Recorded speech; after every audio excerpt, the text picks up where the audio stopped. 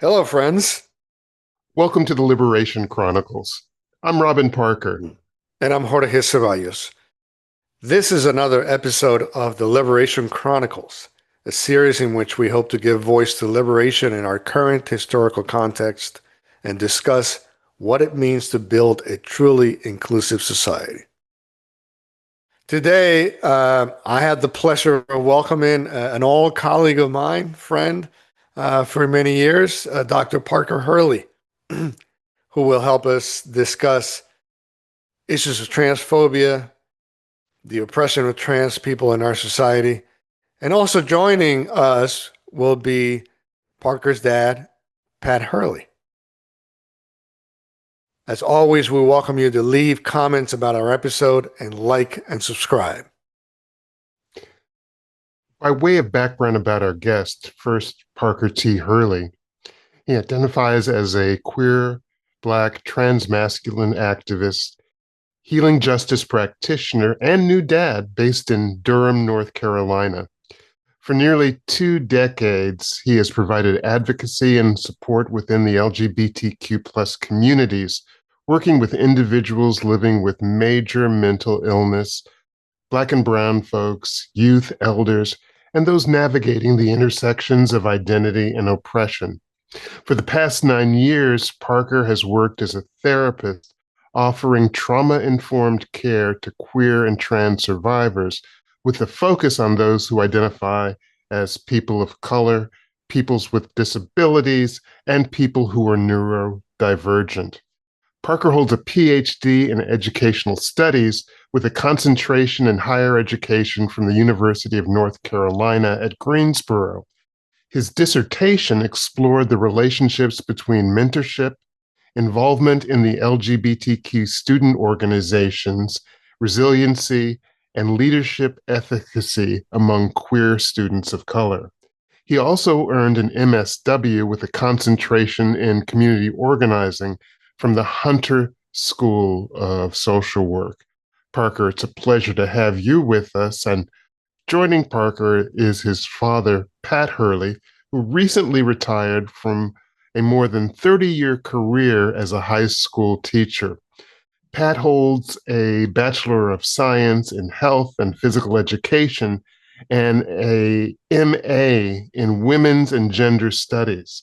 Pat says he believes that students in his health classes benefited from his pro-sex, protection, and consent-focused, safe, and open classroom environment. Pat, welcome to you too. Thank you. So, we're going to jump right in, right? And just a little editorial note, maybe to our audience. Um, we are not going to have a conversation about Trans 101. If you all feel like you need that kind of information, we will be sharing some links below the video that you can access to do more learning about trans issues. So this is mostly going to be a conversation about Parker's and Pat's experience. So again, if you're looking for that, just look for the links. But we are trying to enter into this conversation from a personal place for both of you, Parker and Pat. And the first question we have to get us moving into this conversation is if you can share with us a moment when you first recognize your gender truth. What may be a moment that you can look back in your journey and say, this seems to be a significant moment where my personal truth became really clear to me. And either one wants to start, you can just unmute yourself. The question is interesting because I guess what is it that's meant by my gender truth, right? So ever since I was 3 or so, I remember there's pictures of me doing things that I would say I was a boy. I was holding up a rocking chair over my head, a little rocking chair. I was doing all of these things. So that was my gender truth. However, it wasn't everyone else's. So Right. Right. Yeah, similarly, I really try to think about this question. Um, but it does feel like uh, that I have this ever evolving relationship to gender that might also not, that in my experience, I don't identify as a trans man. I do identify as transmasculine. So it doesn't neatly fall into maybe the trans trope that we were all fed or we all grew up with, right? Like, so I never felt like I was a boy trapped in the wrong body, right? Like that is not language that I use to Mm. describe myself. I was brought up as a twin baby girl, like a baby who was assigned a girl, assigned female at birth and was conceptualized as a girl. And I think when you grow up as a twin, you are thought of as the same, but we were very different in a lot of different ways, and gender is one of them, right? Like my twin sister is like a very femme person and cis woman identified. So yeah, I mean, I think despite having grown up in what like a violent, abusive childhood home, like they always allowed me to be like a tomboy, right? And so that was an identity that I held on for a long time and probably still covet. So despite all of their um, shortcomings, I'd say. I was always allowed the WWE action figures and Teenage Mutant Ninja Turtle sheets and things like that. Like, so they did that right. And looking back, when we dressed up as Halloween, like I always, I guess, picked the boy thing. And I played all of the sports, but I also was like a women's athlete. I played Division One women's lacrosse. I was a high school American girls lacrosse goalie. So and I was always allowed to be that. So I think, I think I can't really talk about my gender without also talking about my my experience of race and just thinking about like as a black person that was kept alive. I wouldn't say raised by like a white mother. I really quickly understood myself as like a black girl, but I do think that like most black women or black people assigned film at birth, like we also do have to have a different understanding of race and gender, right? Mm. Um, because white supremacy positions femininity as white, right? Like, Hmm. and the only way to be a woman is through a white woman's lens, right? Right. So I think it was like compounded by how things were discussed, by race and gender were discussed in the 80s and 90s when I came up. I'm 42, working on 43 right now. So I think I really quickly, being at the intersections of race and gender, I was just like, oh, number A, this is all made up. And number two, that has nothing to do with me. And I think um, I'll leave it there and I'm sure more will come up. But um, just thinking about finding women belongingness in dyke communities, all of that was really important to me. So I guess in that way, I think I was always supposed to evolve into being maybe a curmudgeon grandpa man or more like my father every day, and it's turning out to be true. So So, Pat, I wanted to get back to you just for a quick second. So you said, at the age of three, you knew your sort of sense of gender identity, but the world didn't see it the same way, right? So to me that's a really powerful sort of experience that at that early age you knew, um, but then it took some time for that to be fully lived into. So I wonder later on in life, whatever other experiences happen in between, what later on in life, what was it that allowed you to say, I am going to now really hold on to this and live into this. it was, I'm going to say sort of by accident, sort of. Mm. Parker transitioned and I learned a lot. I was a jerk. That's an understatement, trying to keep the language clean. Um, I learned a lot about that. The queer community was never my home. Hmm. I never identified with it. I was thrown out of women's bars. I was thrown out of men's bars. I was fighting. I was a terror. Hated it. Hated everything about it. So, um, seeing Parker do that, which was honestly unexpected, and I had a deathly fear of doctors. So even though I was having a lot of issues with my body, I did not go to the doctor for about 30 years, I guess close to 30 years. Hmm. I ended up in the emergency room and I had to have a surgery that removed all of the things that I never wanted in the first place. Let's say that. And less than a year after that, my mother passed away, which was really hard for all of us.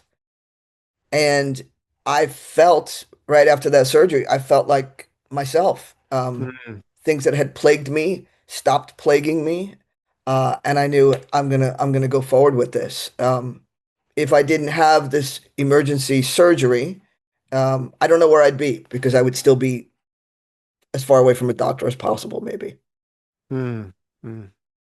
Yeah, thank you. Thank you for sharing that. So, Parker, you didn't use the term authenticity, but it came to mind for me because so much of what you talked about, you moved into, felt like it was fitting for you. By fitting, I mean, it was working for you in terms of your identity. Is that true? Did do you feel that um, over time you've moved into your what we call more authentic self, who you really are? Did I move into my authentic self? I mean, I don't think of myself as something that's like fixed or static. Mm. Um, so I think that um, yeah, all those iterations of myself were the truest at the time. I deeply, yeah, like I deeply valued growing up as a gender nonconforming child. I deeply resonated with being a butch dyke at the time, and it was only through, at the time, the conversations were like, oh, you know, trans men. That was what we had, right? We've put ourselves within a gender binary. We're leaving the community, right? And so I still had grief about that. I still may have grief about what it means to not always be read with the fullness of my experience. But I don't have a dead name. I was named after my grandmother. I'm not going to say it here, but like these are not things that I do not think that I would not be where I am if I did not have that lived experience. So, and at the time, they all felt like they deeply resonated with me. It's just, you know, I wanted to, I didn't even think about having this beer, but it's pretty epic, right? You know what I mean? Like I didn't, like I didn't think about it at the time, but in my, so I guess I'm different in that way that my gender does feel emergent, and Mm. it still does. So, yeah, I don't know if that answers the question, but It does. And a follow-up question is there a story or experience that you'd like to share with our audience that you think might help them gain a better understanding about what it's like to be a transmasculine person? it's so funny because I'm like, what was this story? Okay. Um, there's one story that comes to mind. So I began my social and medical transition in New York City um, right before I started my doctoral program, in which I came down here to North Carolina. Um, Probably, I think like 16 and a half years ago at this point. Um, but I remember, right, like, so like totally lived my life in a certain kind of way. And I came down here and I immediately started passing for I guess, cis, right? Like being read as a man. And I remember the first time that I was like walking down the street next to somebody who presented as maybe like a black femme person. And I remember this person like flinching. And the only reason why I was able to understand what was happening, maybe potentially for this person in this person's body, was because I remember feeling that fear, right? Um, and I think for me, in some ways, that offers like, you know, um, kind of like maybe a dual consciousness that I have, right? And then now I find it coming up with um, the birth of my kid. I have a 3.5 month old baby. Um, and now it's like, and this baby was donor conceived and obviously like very much my child. And I can talk about it openly. I'm very proud of what we had to do to get him here. Um, and it's so funny because everybody wants to talk about how like the baby looks like me. And I'm like, yes, that's my baby, but like I had nothing to do with that.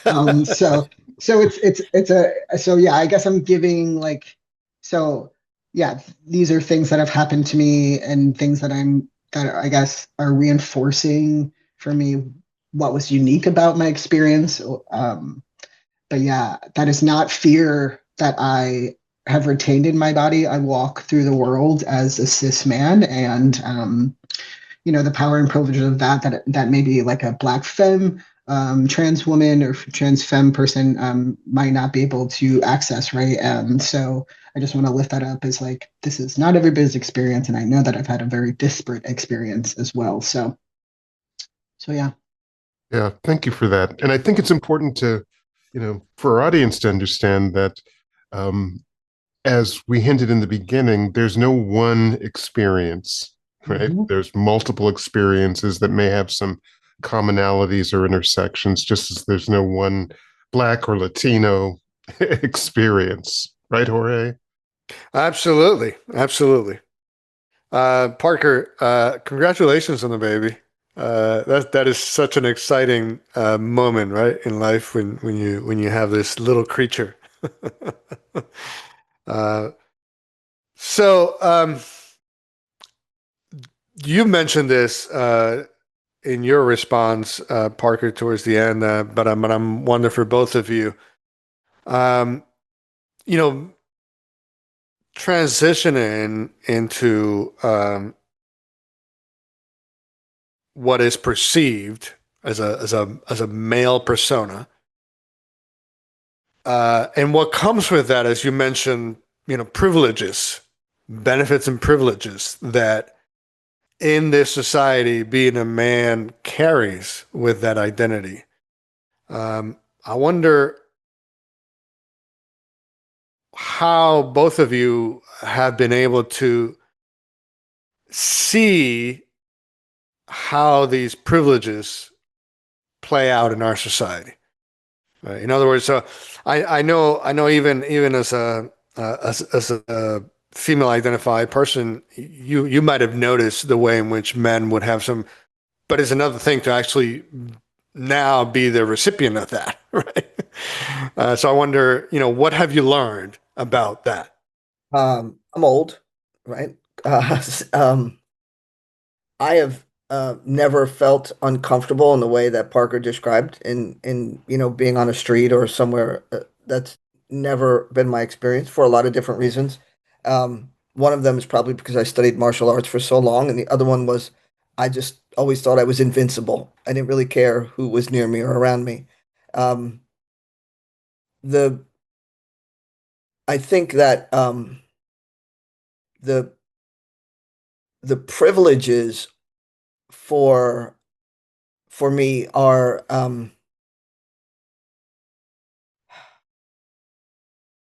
if I talk, when I talk in a group, I was a PE teacher. PE is the most gendered discipline that exists in the United States, right? We split people up into the binary. Um, so if I'm in an office, I'm in an office with men. One of the things that I notice is if I'm in a mixed group, yeah, my voice will overtake, right? I will be listened to more so than folks who are femme identified or who we identify as femme or female. However, I'm 5'4". Being a short guy is not really cool, right? I mean, no one really pays attention to the short guy, and there's all kinds of jokes about that. Um, I know what you mean, Pat. I'm 5'5", so it's hard. It's hard. yeah. So I think also what I found, which is something, and I'm not going to speak for Parker, but he mentioned very early on in his transition, the relationship. I am attracted to women, female, femme-identified folks. The expectation that they have for me here and now is a lot different than it was before. It's a Mm, lot different. They're like, mm, aren't you going to get that? Aren't you going to take that? Or, yeah, I was gonna, but geez, you give me, like I was about to, but wow, like, who knew? Like, I find that the pressures, the expectations are very, very different. And at the same time, there's a low bar. I can't explain all of that right now. So. mm. Wow. Thank you. It's like it's one thing, I transitioned to be a man of color, so I don't it's that is still something that, yeah, that felt different. Right. The same Because maybe as height mediates, moderates the amount of authority you might carry as a sure. male, right? It's like the same as a man of color. Then that adds another layer to, okay, you may not have the same level of authority and access as others, right? But I definitely do, right? Like I'm not gonna fake the funk and say that like there's not a conferred power based on how I show up. That's just not true. And then, the Dr. Hurley. I mean, and couple, I pretty much do what I want at this point in my life, and I know that that's not true of everybody. Even though I am also very much a Black woman on paper. Like I just want to be clear that like all my ID documents still say female. That they will always say female. Like I'm in a same-sex marriage. That feels really important to me. So, anyways, getting back to like how many ways can I say that I'm not cis? Like I don't want to pass as cis. I'm not cis. But Right. I'm also not Latino. You know what I mean? And so like just because people perceive these things about me has never made them true, right? So but one of the things that I've noticed about men and manhood, which is two things, which is like, holy shit. Oh, sorry. Y'all love each other. Like men love men. Like I didn't know. Like I didn't know. And I think even Jorge, when we used to work together, everything was like dude, bro, man. And I'm like, what in the world? And I didn't recognize that the performance of gender was really for other men. And I didn't really have that conceptualization either. Um, but I think with Hurl, the thing that comes up for me um,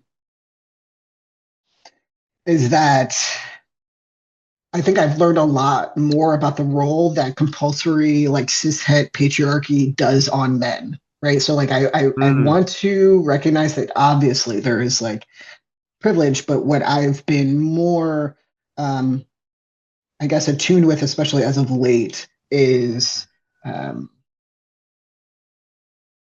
yeah, that that that y'all are not okay. Like, that you're not okay.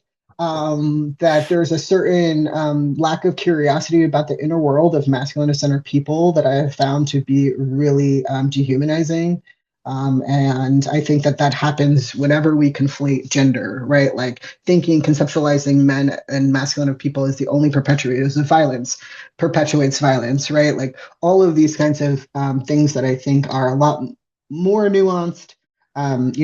Yeah, and I have way more compassion for men than I think I ever did. And I think mm, Bell Hooks talks about this a lot in The Will to Change.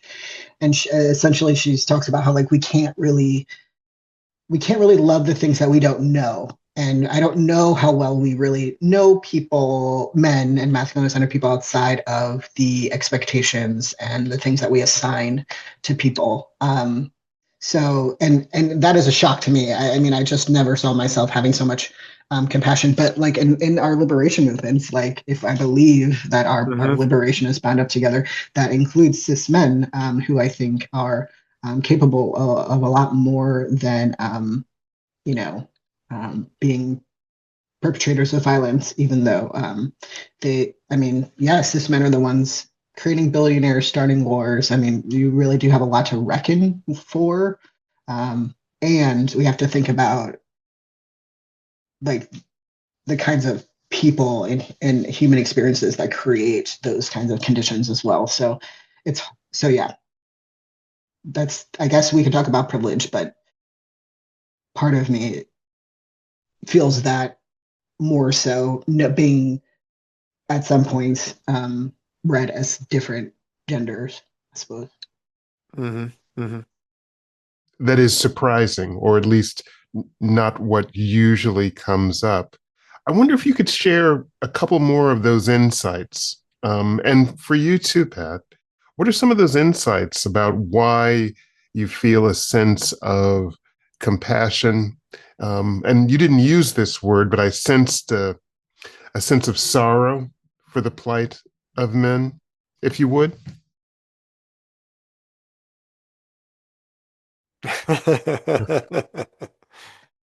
I'm just thinking how hilarious it is that we're talking about the compassion for men, which is so important. It's so important. And I think it would surprise people too. Um,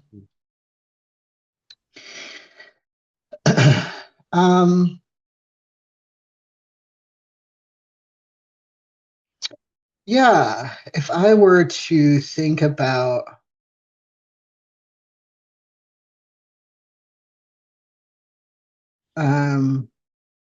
I think when we essentialize anybody, like the gender binary, right? This like either orness, there is no conceptualization of gender that exists outside of the project of colonization, right? So we don't even know.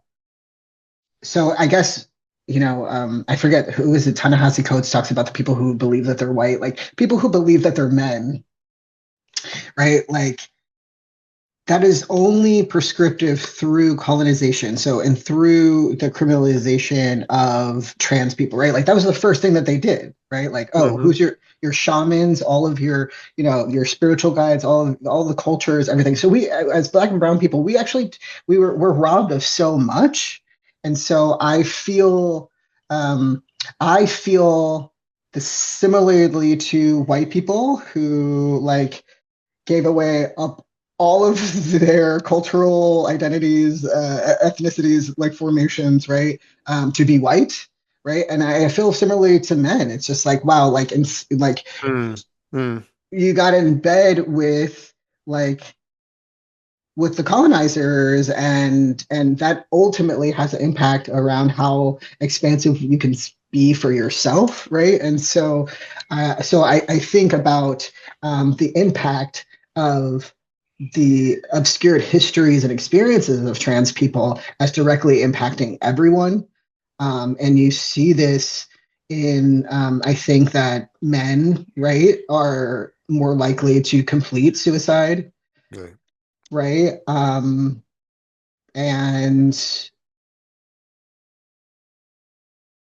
And also just this alignment in like even the Black civil rights movement towards what I would consider to be respectability and assimilation in politics. You see that going hand in hand with queer and trans people, right? So now we're in bed with a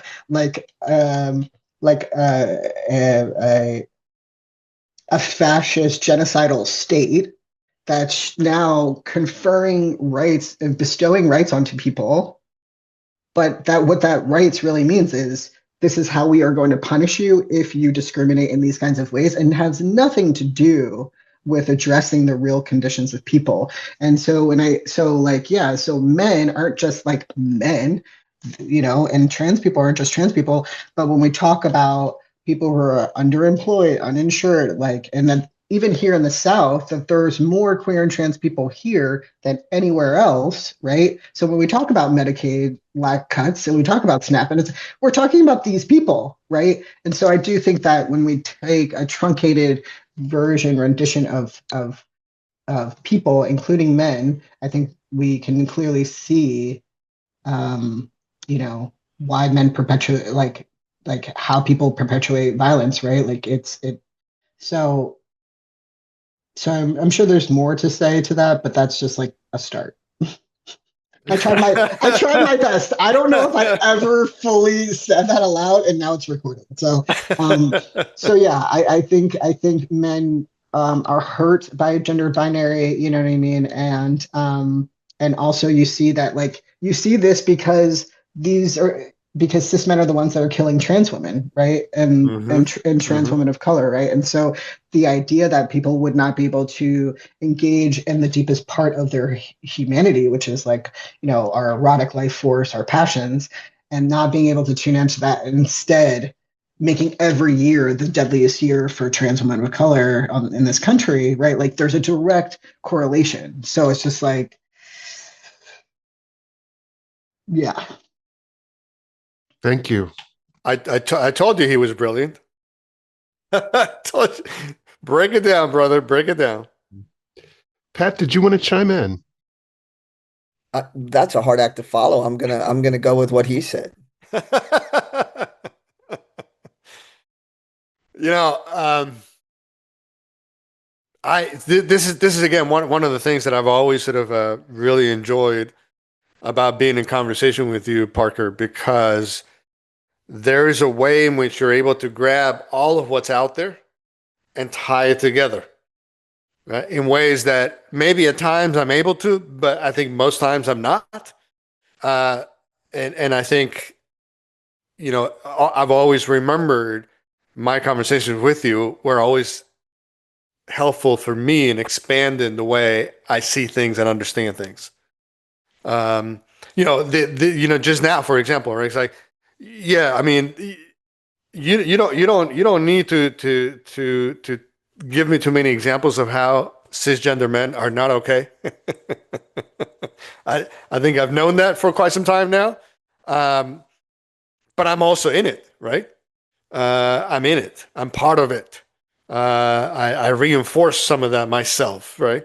But just the way you tied in that your guys are not okay to our relationship to trans lives and what we do in that relationship, which is mostly violence, which is an assertion of I am a man, which comes out of like, you know, it's like that level of intricacy is something that I really appreciate every time I have conversations with you.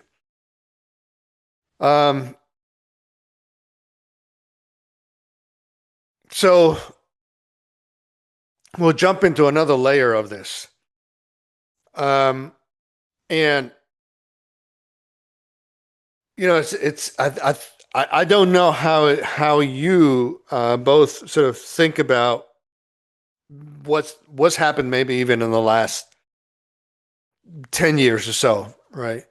There's been an increased visibility of trans people. Some of it, I think, coming from a good place, I believe, of wanting to affirm the lives of trans folks, wanted to create environments that are more inclusive, and you know, so some of the policies under the Biden administration that, you know, were very intentional about opening up more spaces for trans folks, and at the same time, there's been a huge backlash, right? So I wonder for you. You know, if you think that increased trans visibility in the media and the discourse has made life easier or more complicated for trans. Parker's not going off mute, so it's made it different. It's made it different. I get annoyed when I hear people my age or even younger say, "Oh, it's so easy for these kids to come out." Like, You first of all, you're not in high school. You don't see what I saw. You don't hear what I hear. There's a name for things now that didn't Right. exist when I was young, and for most of my life didn't exist. So there are these categories that you could migrate to. If I were young, I didn't find Butch. I didn't find these things until way later in life. So there's that. I think whenever there's increased visibility to a group that is not the dominant group, you risk this, right? You Mm, look at the mm, backlash we had after Obama's presidency, right? Like in the time, in the moment, it feels like we've moved forward, but white supremacy just it'll just keep cutting everybody back down. Nope, nope, nope, can't have it, can't have it. So it's true for heterosexism and cisgender privileges, right?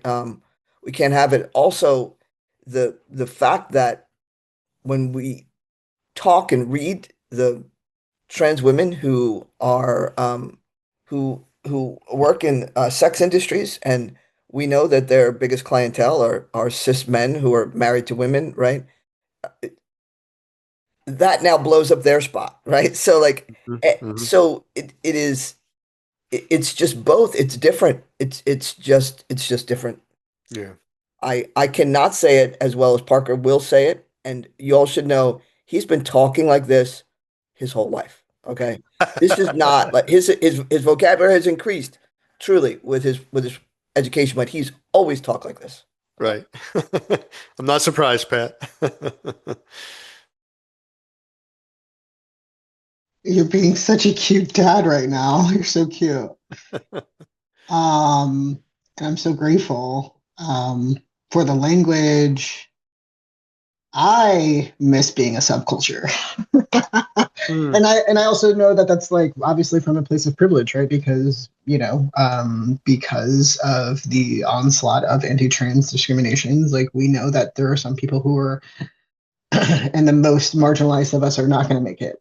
Um, but I miss being a subculture. I miss not being mainstream and mm, well, and because you all remember, like I remember, like this was not the first like a pandemic that I mean, I was born in 1983, so the HIV/AIDS. That was roaring, right? And so it's just like, but we were there for each other, and just being able to access that history means so much to me because I'm just like, wow, that's who we were outside of like a cishet gaze. Like that's who we were outside of the state, right? Before the nonprofit industrial complex swooped in.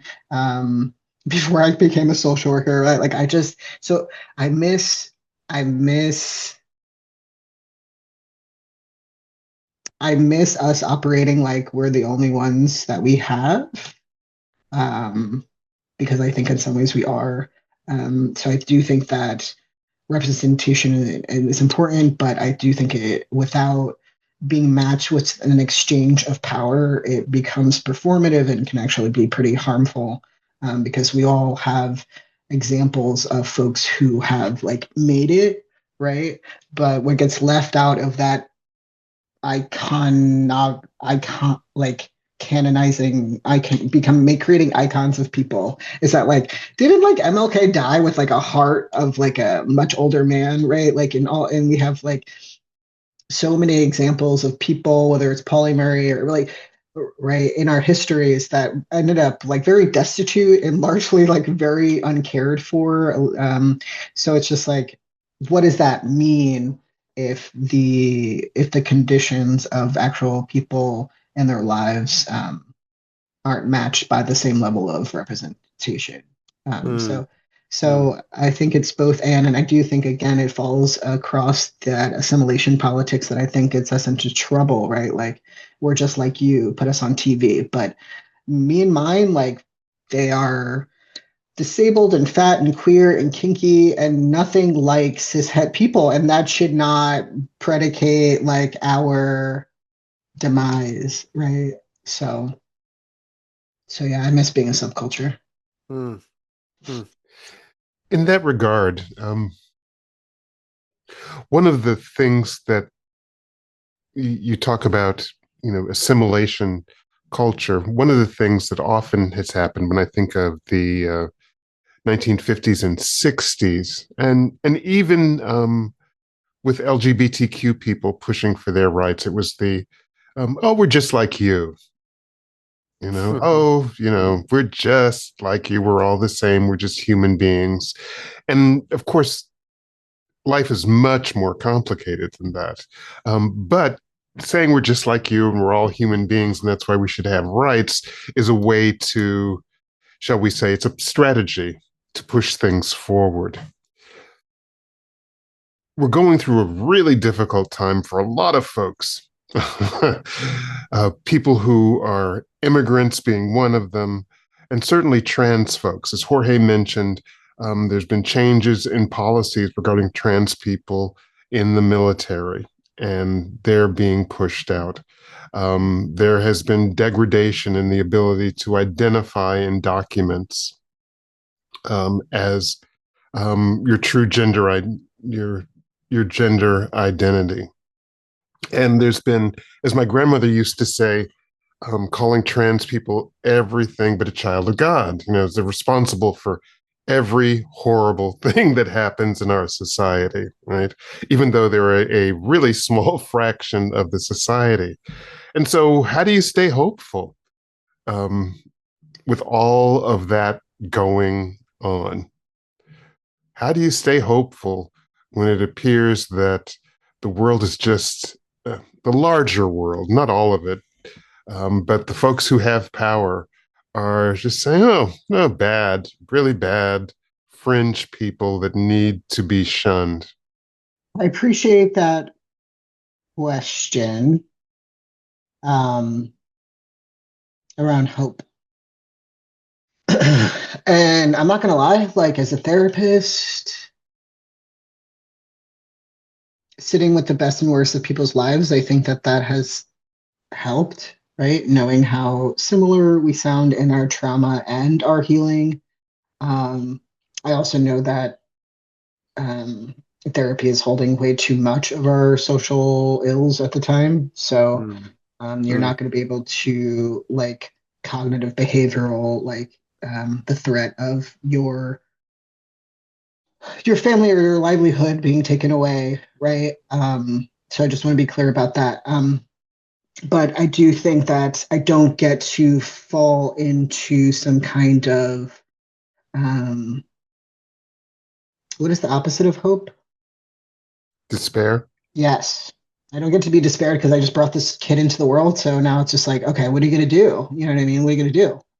Um, but I do. So like, there's like this public discourse that feels really hostile, but I also consider the source, right? Like, I guess I have curated a life that the only cishet people that I talk to pay me to talk to me. You know what I mean? So I've created a very insular bubble, but I do think with that, and I think that how I have been able to maintain hope in this time is how I think how a lot of marginalized folks have stayed hopeful and resilient in these times, and it's through connection of community, right? So I think that where we live, we are like there's probably at least half a dozen to a dozen queer and trans families in this like more rural part of Durham. We have um, like just people who I've been building with for been 15, 10, 20 years, and just being together in that time is what keeps me going. But just I think also having a practice, a spiritual practice that connects me directly to my ancestors. Like I know that trans people have always existed and resisted the state and always existed outside of the state. So I do find deep solace in community that I've cultivated over time.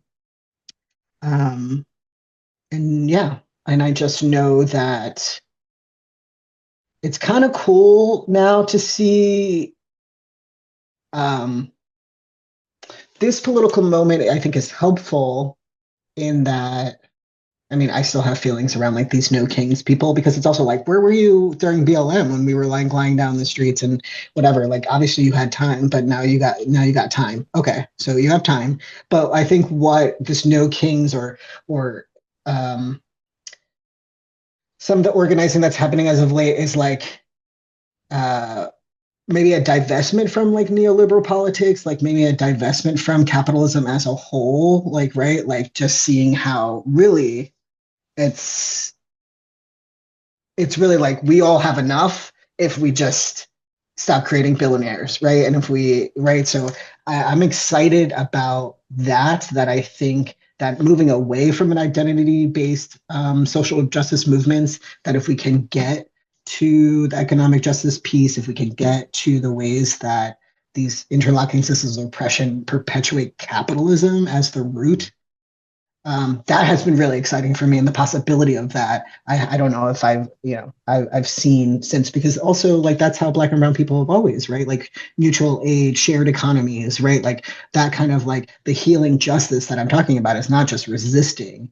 these systems but creating more of what our people need, and we've always done that. So I do think having access to that history and that knowledge, and a commitment to what Dean Spade refers to as like a trickle up justice, like by centering those most marginalized, right? Like, so the more, the more fat, the more disabled, the more like leadership of Black trans women, right? Like, the more that we see people being centered, the more I think is going to mean for liberation for us all. And so I am still hopeful that at least within our movements that we can engage in more of those rigorous conversations.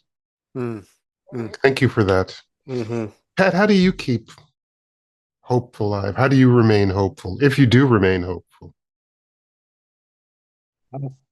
Yeah, if well, how much longer do I have to live, right? I think sometimes I think about that. I'm Mm. on the downward track of that. So I can hope that we'll get through this.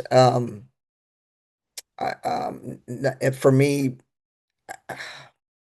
the coward's way out, maybe pretending that's not happening, even though acknowledging that it is happening, intellectualizing it, not not thinking that it's going to be me, right? Like like the person who continues to eat however they eat and think I won't get diabetes, I'm not going to, right?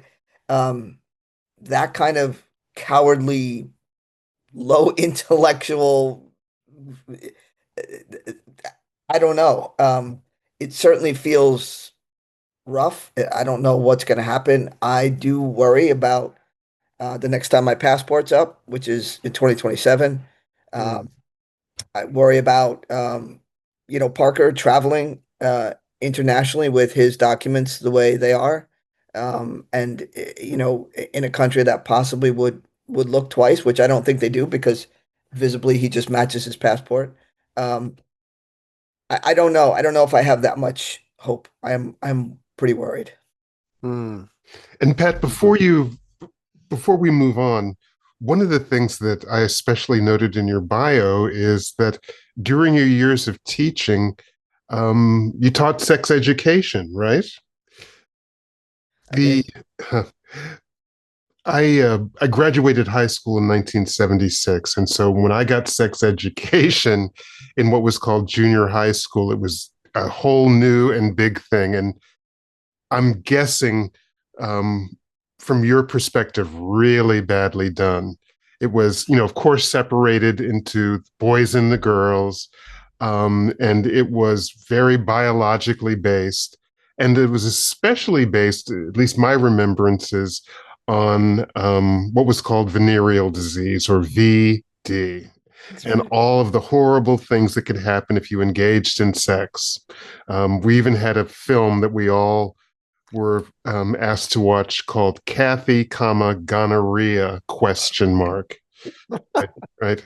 Where this girl, the character called Kathy, got gonorrhea, and she was talked about, as a promiscuous, downtrodden girl in school, and how horrible it was, and how her life could have been better if she had only refrained from having sex. It was interesting, of course, that Kathy must have had a co-conspirator, probably a male. We would assume it was a male in all of this, but there wasn't anything about him.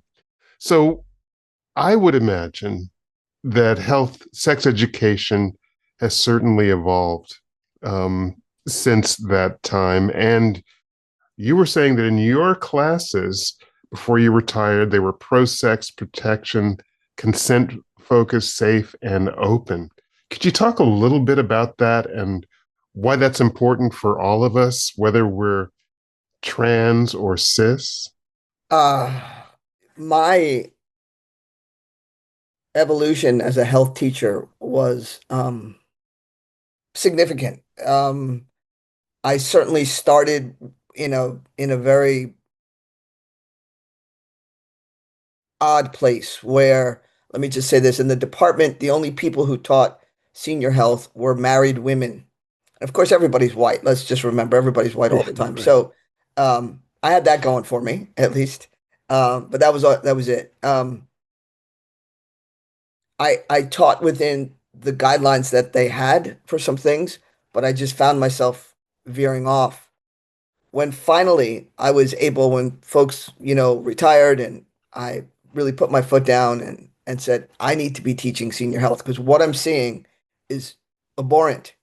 Um, and I started to go in these places, and the kids were so into it. They were amazing. It was like, oh my God, Mr. Hurley, like you're the only one who answers these questions, like it just like you just say everything so bluntly, which has always been what people say to me for good or for bad. You're just saying it out there. Um, I received a lot of really good emails from families, mostly moms. One who was a professor at Rutgers saying like, my kid is coming home with knowledge that I'm teaching in on the college level. So I'm really grateful for that. Well, thank you for that. One of the things that um, I found that sex education can help is the idea, if it's done well, is that there's this fear and contagion problem, not simply about venereal disease, but, well, if we are friends with someone who's gay, oh, like it's going to be catching, right? Or that our gender identity can just be molded. Oh, you know, you're a boy, you're a girl, you're neither. And simply by talking to people, giving them good information about sexuality, we therefore imperil, if you will, their gender identity, which isn't true, of course. It is not true, but there's so much bad information. Well, there's lots of bad information about, well, if we give young people good information about sexuality, we're going to change them into something else. The UN Convention says that getting good and age appropriate sex education is a human right.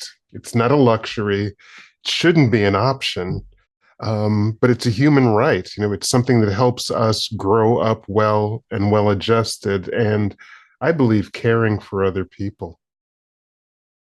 I appreciate that. I appreciate you bringing the UN into it. It was part of my resources for my master's thesis, which Parker got to witness, which was amazing.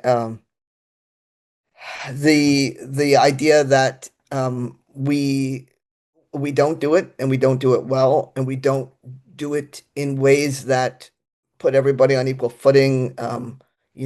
Talking even the language, and I tried to get other health teachers to change their language instead of saying sex. I'm like, well, what do you mean by sex? Like, well, you need to be specific. Are you talking, performing oral sex on a person with external genitalia, with internal genitalia? Are you talking about, right? Just be specific, because this way, no one's going to say, oh, you're talking about gay sex. I didn't say who was performing oral sex on a person with an external. I just said, if you are, here's how you would protect yourself from that. If in case, here's how.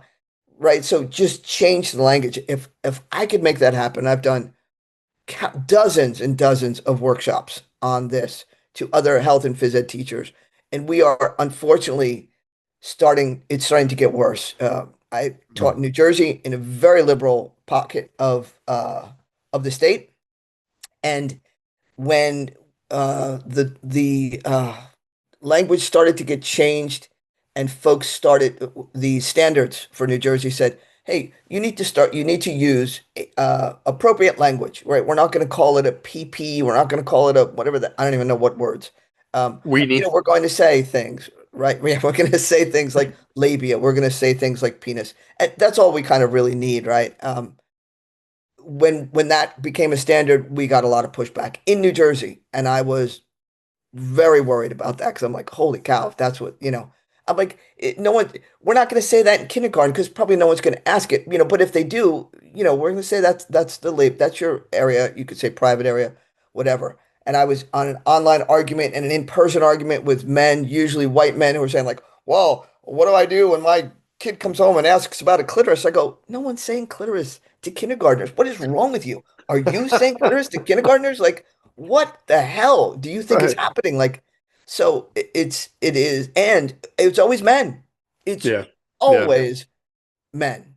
Yeah. It's terrifying. It's terrifying.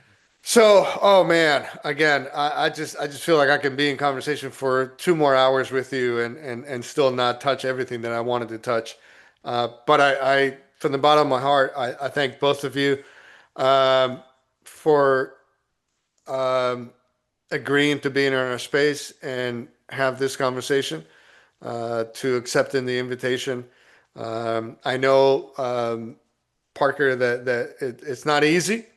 Right? It's not easy, but I deeply appreciate the trust that you had in both of us to be able to have a conversation that it's, um, I want to say productive because that's a very capitalistic, right? Productive, but it's more a conversation that affirms each other's humanities. So thank you again for being in our space. Robin, anything you want to add before we say goodbye? Yeah, I'd like to echo your sentiments, Jorge. Parker and Pat, thank you so much for being with us. I know that our audience will appreciate everything that you shared. Thank you So both. It was great to meet yeah, you. thank you. Thank you. To our audience, don't forget to like the video, subscribe to our channel to keep getting more episodes like this. And yes, I think we look forward maybe down the road at some point, Parker and Pat, to bring you back and pick up where we left off and continue to build from there. So thank you, everyone. We will see you next time.